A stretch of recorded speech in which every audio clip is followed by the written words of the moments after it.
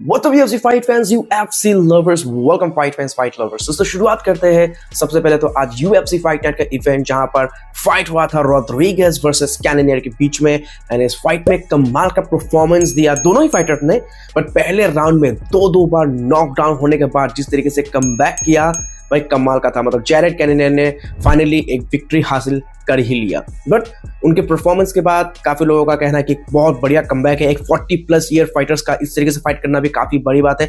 But काफी लोगों का ये भी मानना है कि टॉप 5 के जो फाइटर्स है उनके साथ मतलब कम्पीट करने लायक अब जैरेड कैनेनियर रहा नहीं, क्योंकि मतलब ऑब्वियसली अगर पहले राउंड में ही ऐसे आप नॉकडाउन हो जाओगे, वो भी जो टॉप 5 के फाइटर है, तो सोचो क्या होगा।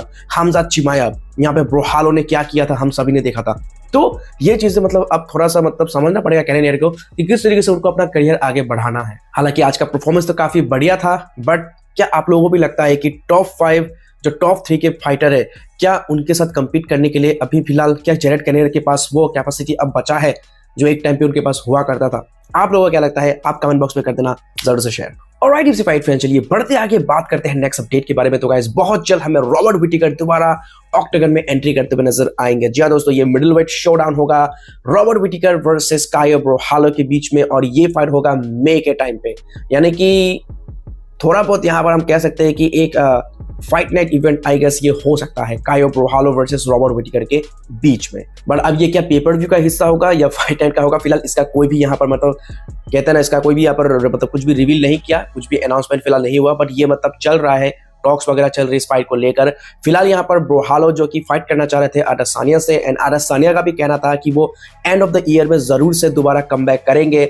फिलहाल देखना होगा कि UFC क्या डिसाइड करता है अडेसानिया के लिए, एंड क्या ये जो फाइट रॉबर्ट विटेकर वर्सेस कायो ब्रोहालो के बीच में क्या हमें मई के टाइम पे देखने का मौका मिलेगा, एंड मिलेगा तो क्या ये UFC फाइट नाइट का मेन इवेंट होगा या फिर किसी पेपर व्यू इवेंट का हिस्सा। ऑलराइट UFC फाइट फैंस, बढ़ते आगे बात करते हैं एक बहुत ही ज्यादा इंटरेस्टिंग अपडेट के बारे में। दोस्तों आप लोग को अगर याद होगा तो एलेक्स परेरा एक टाइम पे बहुत ज्यादा इमोशनल हो गए थे। अगर आप लोग को याद होगा जब एलेक्स परेरा यहाँ पर अपने फैन से, छोटे छोटे बच्चों से यहाँ पर मिलने गए थे, जहां पर एक कैंसर पेशेंट से उनका मुलाकात हो गया था। उसके बाद उस पेशेंट ने यहाँ पर मतलब रिक्वेस्ट किया कि वो एलेक्स परेरा उनके बाल को काटे, शेव करे, अगर आप लोगों को याद होगा। हालांकि वीडियो तो नहीं दिखा सकता, ये तो कॉपीराइट का फटका पड़ेगा मुझे। तो फिलहाल यहाँ पर इमेजेस जो कि आप देख रहे हो, अगर आप लोगों को याद होगा तो फिलहाल ये बच्चा, ये जो बॉय है जिसका एलेक्स परेरा ने शेव किया था लगभग पिछले साल, तो अब ये कैंसर फ्री हो चुका है। एंड एलेक्स परेरा काफी ज्यादा खुश नजर आ रहा है उस बच्चे को दोबारा देखकर। तो ये बहुत बड़ी जीत है एक तरफ से भाई, कैंसर को बीट करने के बाद वो दोबारा यहाँ पर आया। एंड एलेक्स परेरा ने जिस तरीके से उसको देखा, एंड मतलब पहली बार इतना ज्यादा एलेक्स परेरा के जो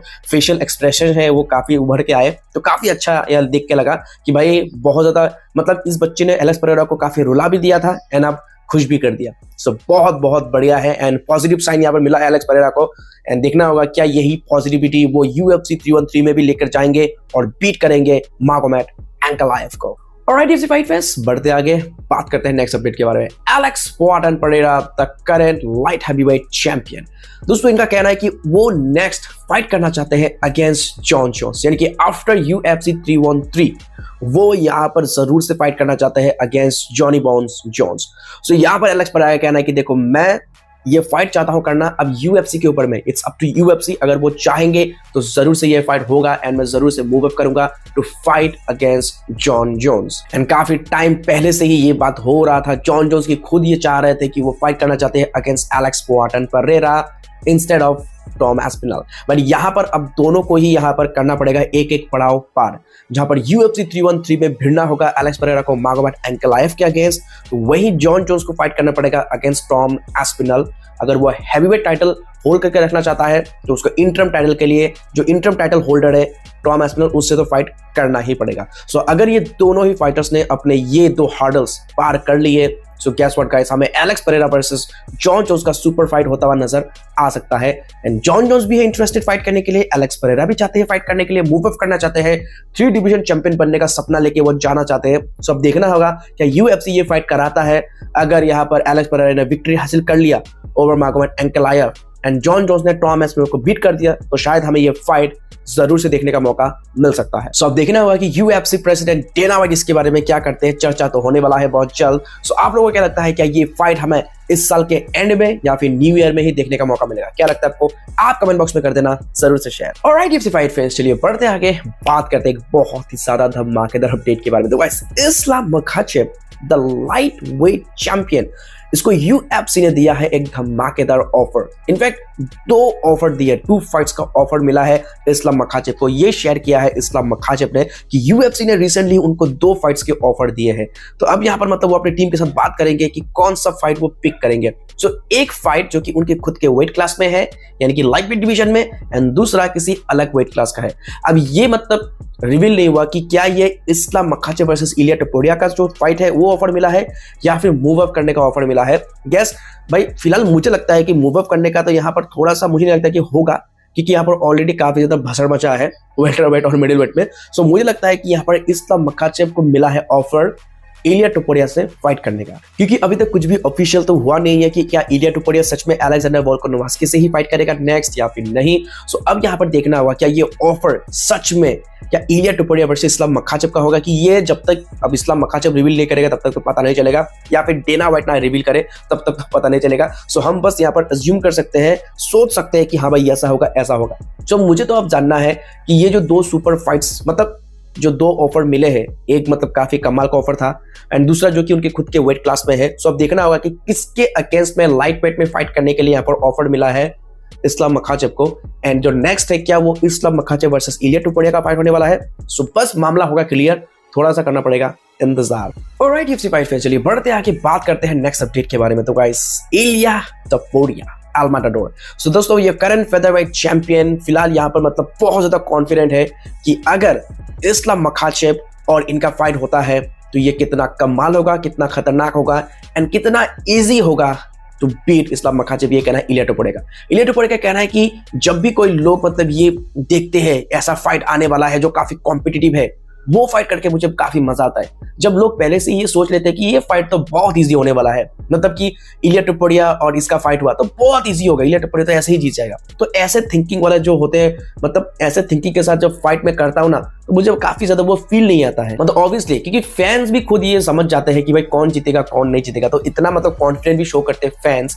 तो यही चीज मतलब इलिया टोपुरिया कह रहे हैं कि जब मैं इस्लाम मखाचेव से फाइट करूंगा जो कि काफी कॉम्पिटिटिव होगा, मतलब काफी फैंस का यहाँ पर मिक्स रिएक्शन होगा ना, कि मिक्स मतलब कि हाँ ये जीत सकता है, हार भी सकता है, ऐसा हो सकता है वैसा हो सकता है, मतलब एक तरफा नहीं होगा, 2 तरफे में बात चलेगा। सो इसी चीज को लेकर इलिया टोपुरिया कहना है कि ये फाइट इतना कॉम्पिटिटिव होगा कि मुझे करने में मजा आएगा, क्योंकि मैं लोगों को सरप्राइज कर सकता हूं जो लोग ये सोच रहे होंगे कि इलिया टोपुरिया बीट नहीं कर सकता इस्लाम मखाचेव को।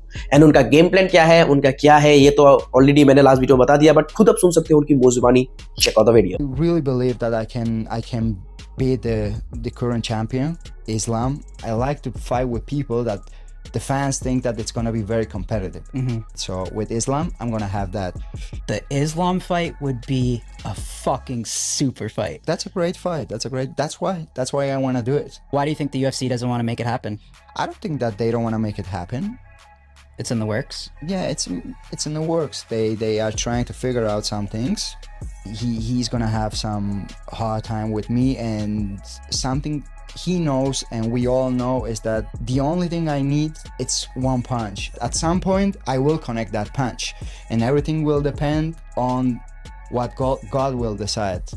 If he wants to send Islam to sleep or not, who knows that? I know that. So guys, अब देखा आप लोगों ने, तो इलिया टोपुरिया का कहना है कि ओनली एक पंच, खेल खत्म, गॉड डिसाइड करेगा। एंड इलिया टोपुरिया का ये भी कहना है कि इस्लाम मखाचेव जो हमेशा बोलता है कि भाई Ilia Topuria is too small for me, भाई वो इतना छोटा है, इसको तो मैं ऐसे ही बीट कर सकता हूँ, मतलब एक और स्मॉल गाय स्मैश होना चाहता है तो मैं क्या ही कर सकता हूँ। ये काफी समय से कहता है स्मॉल गाय इस्लाम मखाचेव, अलेक्जेंडर वोल्कानोव्स्की के टाइम पे भी, इलिया टोपुरिया के भी टाइम पे भी। तो यहाँ पर मतलब इलिया टोपुरिया का ये कहना है कि अगर वो सोचता है कि मैं इतना ही छोटा हूँ, इतना ही उसके लिए स्मॉल हूँ, तो वो पहले ही मेरे साथ फाइट कर चुका होता, बट फिर भी वो फाइट क्यों नहीं कर रहा है? तो भाई यही सोचो कि क्यों नहीं कर रहा है, कुछ तो होगा। वो स्मॉल तो बोलता है बट ऑक्टागन मेरे साथ शेयर नहीं करना चाहता। तो मतलब साफ तौर से यही कहना इलिया टोपुरिया का कि इस्लाम मखाचेव उससे डर रहा है, Islam Makhachev is afraid of Ilia Topuria. सो ये कहना है, अब सच में क्या इस्लाम मखाचेव सच में डर रहा है इलिया टपोरिया से?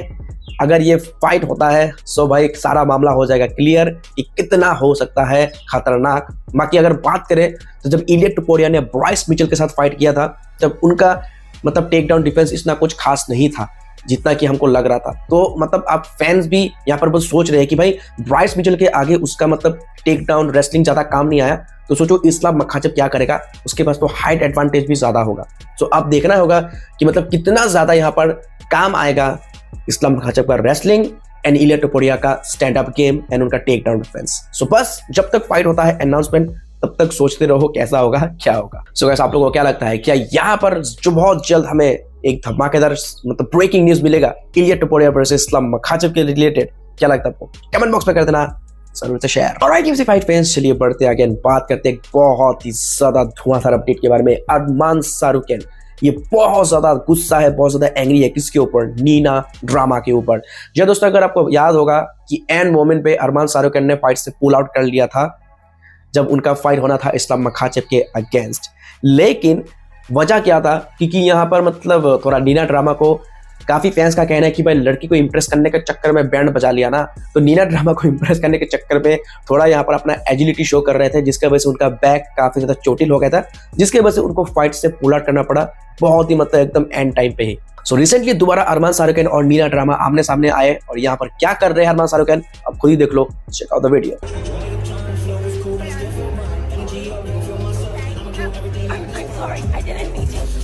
This is because of you. I hurt my back because of you.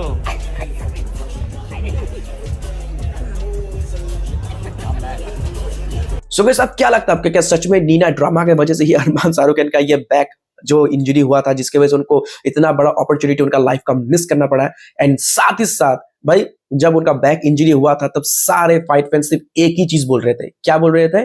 औरत का चक्कर बाबू भैया, औरत का चक्कर, ये बोल रहे थे। सो गाइस अब देखना होगा क्या इस बार वो अपनी गलती से सीखेंगे। अगर उनको दोबारा मिलता है एक टाइटल शॉट, दोबारा मिलता है एक बड़ा फाइट करने का, इस बार वो गलती ना करे तो सही है, एंड नहीं तो भाई दोबारा ये ड्रामा शुरू हो जाएगा। सो गाइस आप लोगों को क्या लगता है क्या होगा अरमान शाहरुख का नेक्स्ट फाइट किसके अगेंस्ट होगा? चार्ल्स ओलिवेरा या फिर माइकल चैंडलर, जो काफी समय से चल रहे हैं टॉक्स कि माइकल चैंडलर चार्ल्स ओलिवेरा। अब देखना होगा भाई, सारे चीज तो अब UFC and president Dana White के हाथ में है। सो बस करो इंतजार, सब कुछ होगा clear. Alright UFC fight fans, that's it for today's video. I hope कि ये सारे अपडेट्स आपको बहुत ही ज्यादा पसंद आया होगा। दोस्तों वीडियो पसंद आया लाइक करना, चैनल पर नए हो सब्सक्राइब करना बिल्कुल भी मत भूलना। मिलते हैं किसी और अगले वीडियो में, तब तक के लिए take care, keep watching UFC now Hindi.